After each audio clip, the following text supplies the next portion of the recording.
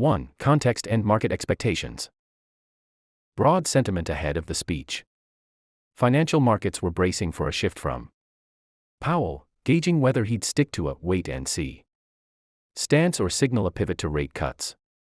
Futures markets priced in roughly a 70 to 85% chance of a quarter-point cut at the Fed's September 16 to 17 meeting. Internal Fed views were mixed. Cautious officials, Cleveland Fed President Beth Hammack and Kansas City Fed President Jeffrey Schmid warned against premature easing while inflation remained above target. More flexible voices, Boston Fed President Susan Collins and Governor Christopher Waller leaned toward cuts if labor data worsened. 2. Powell's speech at Jackson Hole. 2.1 Key highlights. Powell struck a cautiously open tone toward a rate cut, emphasizing that rising employment risks might warrant easing policy. But he stopped short of any firm commitment.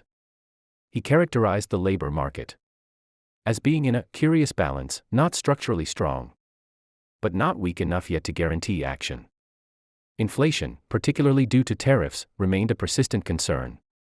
He noted that while the baseline expect Federal Reserve Chair Jerome Powell, in his summer retreat speech, emphasized the delicate balance between controlling inflation and supporting employment. He hinted that economic data may pave the way for interest rate cuts. Meanwhile, he prepares for a key address from Jackson Hole that could signal the Fed's next steps. 7. Canada matches U.S. tariff exemptions.